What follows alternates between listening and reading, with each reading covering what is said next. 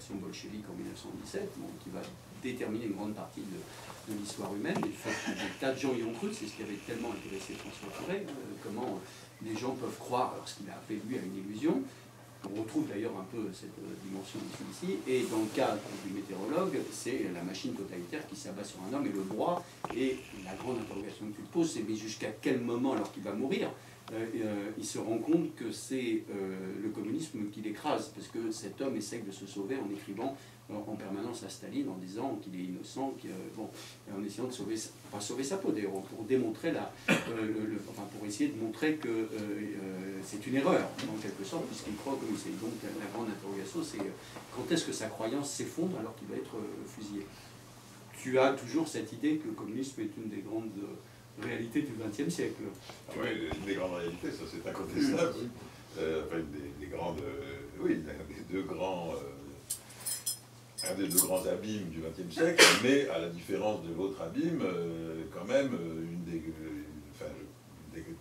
oui, la grande espérance du XXe siècle. Enfin, dire, c'est terminé en tragédie, absolument. Je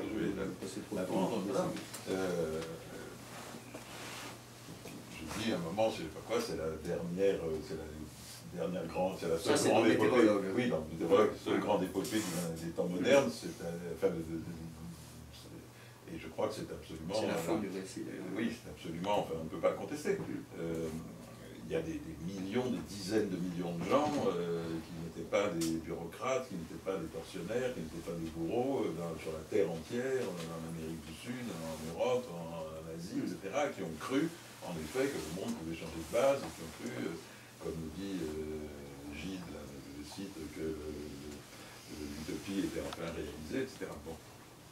Donc, que ça tienne une place considérable dans les faits, c'est sûr, que ça tienne une place, que quand même on soit forcément un peu, je ne suis absolument pas nostalgique bien sûr du communisme russe notamment, ou chinois, bon, mais que, enfin, ce que je dis, d'ailleurs je m'en excuse, est banal, bon, mais je veux dire d'avoir une nostalgie de cet désir, de ce désir ardent, je trouve ça, enfin oui, je l'ai.